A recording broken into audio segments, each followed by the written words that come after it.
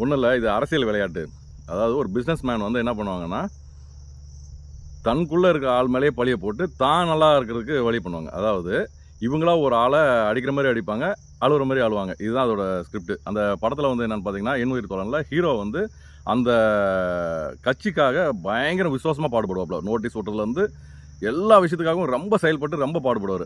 கடைசியில் அவரை குத்தி கொலை பண்ணிவிட்டு அனுதாப ஓட்டு வாங்கி ஜெயிச்சு மேலே வருவார். இதுதான் லாஜிக். இதேமாரி ஒருத்தங்களை யூஸ் பண்ணிக்கிறது, யாரோ அதர் பர்சனையோ யாராவது யூஸ் பண்ணிக்கிட்டு இவங்க அவங்க கெட்ட பேர் எடுக்கிற மாதிரி இவங்க நல்ல பேர் எடுத்து மேலே வர மாதிரி ஒரு பிம்பத்தை உருவாக்குறதுக்கு தான் அது. டீட்டெயிலாக என்னால் சொல்ல முடியல, ஏன்னா டைம்ஸ் ஓடிட்டுருக்கு. ஏன்னா அதே 30 நிமிஷத்துக்கு மேலே ஓடிட்டுது. அந்த ஒரு காரணத்துக்காக தான் அது போடல. அப்புறம் பார்த்தீங்கன்னா இன்றைக்கி எல்லோரும் சேம் ஒரே கொஸ்டின் கேட்டுட்ருக்காங்க. எப்படின்னா அழகாக பணம் வரும்போது ஒரு பேச்சு பேசுனீங்க, பணம் வராத போது ஒரு பேச்சு பேசுகிறீங்க.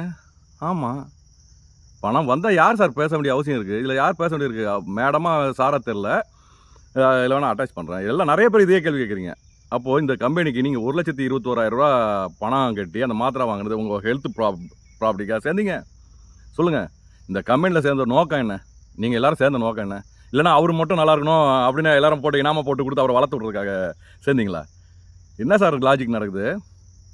என்ன கதை ஓடி இருக்குது? நான் சேர்ந்தது வந்து சரி, ஒரு இன்வெஸ்ட்மெண்ட்ன்ற பேரில் இவங்க மாத்திரை வாங்க சொல்கிறாங்க. சரி, ரைட்டு, நம்மளுக்கு அதில் வருமானம் வருது. அந்த ஒரே காரணத்துக்காக தான் நான் சேர்ந்தது. ஏன்னா என் தொழில் சரியில்லை, அதனால் நான் சேர்ந்தேன். நீங்கள் வேணால் எனாமுக்கு சேர்ந்துக்கலாம், அதனால் பொத்திட்டு போங்க, எங்களுக்கு பணம் வேணும். இப்போ இவ்வளோ பேர் கொடி பிடிக்கிறீங்களா? ரைட்டு, நான் ஒத்துக்கிறேன் சாமி, ஒன்றும் பிரச்சனை இல்லை. இப்போது அது யூடியூபராக இருங்க, யாராக வேணா இருங்க, இவ்வளோ தூரத்துக்கு பேசுகிறீங்கள, நாங்கள் போட்ட பணத்துக்கோ அதை விட்டாலும் நாங்கள் பார்த்து வச்சுருக்க ஆடுக்குள்ளே பைசாவோ கொடுக்க யார் தயாராக இருந்தீங்கன்னா இதை பற்றி பேசுகிறதுக்கு ஒரு நல்ல ஒரு மனிதன் கூட நம்ம சொல்லலாம். அதுக்கு யாருக்காவது திராணி இருக்கா? கொடி பிடிச்சலாம் பிரயோஜனம் இல்லை சாமி. இப்போ அவர் வெல் செட்டில்டு ஆள் எஸ் ஆகிட்டாங்கன்னா நீங்கள் தரீங்களா?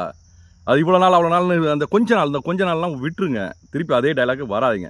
நான் பணத்துக்காக தான் சேர்ந்துருக்கேன். இப்போது இதுக்கு வந்து சரி, இது ஒரு பர்ச்சேஸ் மூலம் நம்மளுக்கு ரெகுலராக மாதம் ஒரு ஏர்னிங் வரும் அப்படின்ற ஒரு நம்பிக்கையில் தான் என் கடனை அடைச்சி நான் ஒரு நிம்மதியான ஒரு இதை வச்சு தான் நான் உள்ளே சேர்ந்தது. பணத்துக்காக தான். நீங்கள் வேணால் ஏசகத்துக்கு சேர்ந்துருக்கலாம், நான் ஏசகத்துக்கு சேரல. யாருக்கும் ஏசகம் பண்ணுற அளவுக்கு நான் வசதி இல்லை.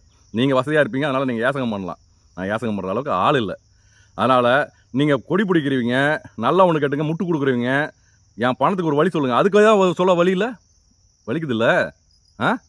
உங்களுக்கு நீங்கள் செட்டில்டு கொடுங்க. நீங்கள் சம்பாரிச்சிட்டிங்கள, இந்த இதில் ஆப்பில் பணம் எடுத்து சம்பாரிச்சிட்டிங்களா சாமி, கொடுங்க. அதை விட்டுட்டு இதெல்லாம் நீங்கள் வந்து பேசிகிட்டு இருக்கு என்ன ரைட்ஸ் இருக்குது உங்களுக்கு? என் ஆதங்கம், எனக்கு பணம் வரலன்ற கடுப்பில் தான் நான் பேசிகிட்டு இருக்கேன். இல்லைன்னா நான் எதுக்கு பேசணும்? பணம் வரணுன்ட்டு தானே சேர்ந்தோம். அப்புறம் என்னமோ பணம் வந்தால் ஒரு பேச்சு, பணம் வரலன்னு ஒரு பேச்சுன்னா, ஆமாம், நீங்கள் என்ன ஒரு வேலைக்கு போகிறீங்கன்னா அவனுக்கு சம்பாரிச்சு கொடுக்க போகிறீங்க? உங்களை வச்சு அவன் சம்பாரிக்க தான் போகிறான். எவனாக இருந்தாலும், அது எந்த முதலாளியாக இருந்தாலும் நம்மளை வச்சு அவன் சம்பாதிப்பான். சரி, இப்போ இந்த கம்பெனி ஓப்பன் பண்ணது உங்களுக்குலாம் சேவை செய்யறதுக்கு ஓப்பன் பண்ணியிருக்காங்க, அவங்க சம்பாதிக்கிறது இல்லையா? உங்களுக்கு 1 ரூபா வருதுன்னா அவங்களுக்கு 1000 வரும். அதை மறந்துடாதீங்க நான் சொல்கிறது. எதை வச்சுட்டு நீங்கள் பேசுகிறீங்க? ஏசகத்துக்கு ஆரம்பிச்சாங்க, எனக்கு சொல்லுங்க பார்ப்போம். யாரையும் நான் சொல்கிறேன் அதுக்கு பதில். இல்லை நீங்கள் ஏசகத்துக்கு சேர்ந்தீங்கன்னு சொல்லுங்க பார்ப்போம். இல்லை சேர்ந்தவங்க. இதோட பெரிய சூழ்நிலையிலலாம் நான் அமைதி காத்துட்டேன். நான் நல்ல மனிதரே இல்லை, எனக்கு தாங்க முடியல. பசிக்கிற நேரம் தான் சாப்பாடு வேணும். எப்படி? பசிக்கிற நேரத்தில் தான் சாப்பாடு வேணும். பசியில் அப்புறம் அந்த சாப்பாடு எதுக்கு? இவ்வளோ பேசுகிறீங்கள, உங்களுக்கு கீழேயே உங்கள் கமெண்ட்டுக்கு கீழேயே ஒருத்தர் போட்டிருக்காரு, பணம் வர்றதுக்கு என்ன சார் பண்ணணும்னு கண்ணீர் போட்டிருக்காங்க. இதெல்லாம் என்ன பதில் சொல்ல போகிறீங்க? நீங்கள் உங்கள் நிலைமையை தான் யோசிக்கிறீங்களே ஒழிஞ்சு மற்றவங்க அப்படியே கமெண்ட் செக்ஷனில் கீழே வாங்க.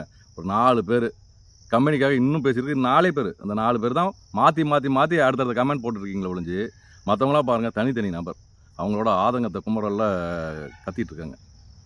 அதுவும் பார்த்தீங்கன்னா ரிக்யூஸ்டாக அழுகுறாங்க. இதெல்லாம் எவ்வளோ பெரிய வருத்தம். அடுத்தவங்க வயிற்றுச்சல் சும்மா விடுமா? அவங்க பாவம்லாம் என்ன சிந்திக்கிறீங்களா? ஏன்னா நாங்கள் என்ன யாசகத்துக்காக கேட்குறோம், உங்கள்கிட்ட எல்லாம் பிச்சை எடுக்க வந்திருக்கோம்மா. எதுக்குமா நாங்கள் நிற்கிறோம்? எங்கள் பணம் எங்கள் உரிமை நாங்கள் கேட்குறோம். இதில் உங்களுக்கு என்ன பிரச்சனை? நீங்கள் வாங்கிட்டீங்களா, வெல் செட்டில் இல்லை, ஒதுங்கி போங்க. இல்லை நீங்கள் கொடுங்க, உங்களுக்கு கொடுக்க முடிஞ்சால் வந்து கமெண்ட்ஸ் பண்ணுங்கள். அப்படி கொடுக்குறதா இருந்தால் உங்கள் அட்ரஸ் கொடுங்க, இத்தனை தேதிக்குள்ளே உங்கள் பணத்தை செட்டில் பண்ணுறன்றது உறுதியாக சொல்லுங்கள், நாங்கள் வந்து நிற்கிறோம். எல்லாம் மனசில் அப்படியே குமரிக்கிட்டு இருக்காங்க. சரி, தெரியுங்களா? அவங்க ஆதங்கத்தை கொட்ட முடியாமல் இருக்காங்க. இப்போ அவங்க ஆதங்கத்தை சேர்த்து நான் கொட்டிகிட்டு இருக்கேன். தம்பி, நாங்கள் தான் அப்பாவின்னு நினச்சோம், எங்களுக்கு மேலே நீங்கள் ஒரு அப்பாவியாக இருக்கீங்களே. ஒன்றும் இல்லையா, நாங்களும் தெரியாதனமாக சேர்ந்துட்டோம். இன்னும் நீங்கள் அதை நம்பிட்டு இருக்கிறது பெரிய விஷயம். அவ்வளோ பேருக்கும் வருமானம் தந்தாங்கல்ல? ஆமாம் தந்தாங்க. அப்போது எங்களுக்கு தரலையே. ஒரு மீனை, பெரிய மீனை பிடிக்கணுன்னா புழுவை போடணும். புழுவை போட்டு ஒரு சின்ன மீனாவது பிடிக்கணும். அந்த சின்ன மீனை பிடிச்சதுக்கப்புறம் அந்த சின்ன மீனையே இரையாக்கி பெரிய திமிங்கலத்தை பிடிக்கிறதுக்கு வழி பண்ணுவாங்க. இதுதான் நடக்குது. செம்ம காமெடி பண்ணிட்டீங்க போங்க. ஸ்டோர்லாம் எத்தனை ஓப்பன் பண்ணியிருக்காங்க. நீங்களா ஓப்பன் பண்ணீங்க? ஒவ்வொரு ஸ்டோர்காரங்களும் அவங்களோட சொந்த பணத்தை போட்டு ஓப்பன் பண்ணியிருக்காங்க. அது தெரியுங்களா உங்களுக்கு? அதுவும் அந்த ஸ்டோர் ஓனரை வந்து கூப்பிட்ற இடம் வந்து 5 ஸ்டார் ஹோட்டலு. அந்த ஹோட்டலுக்கு உள்ள பில்லு யார் கட்டணும்? இங்கேருந்து ஸ்டோர்காரங்க போகிறாங்க பாருங்கள். அவங்க சாப்பிட்றதுலேருந்து தங்குற ரூம் வரைக்கும் இவங்களோட செலவு தான். கம்பெனி செலவு கிடையாது. சரிங்களா? எதுவுமே கம்பெனி ஏற்றுக்காது. ரொம்ப முட்டு கொடுக்காதீங்க. ஐயோ ஐயோ! படா தோஸ்து 10 வாங்கி இருக்காங்க. இந்த படா தோஸ்து வாங்கியிருக்காங்க. உங்கள் பணமான்னு கேட்டிருக்கீங்க. இந்த 1,00,000 வச்சு என்ன பண்ண முடியும்? எங்களை மாதிரி பல லட்சம் பேரோட பணம். அதை புரிஞ்சுக்கப்பா. அது மட்டும் இல்லாமல் இந்த படா தோஸ்து வாங்கி எங்களுக்கா கொடுத்துருக்காங்க? சொல்லு. எங்கள் எல்லாருக்கும் பிரிச்சா கொடுத்துருக்காங்க?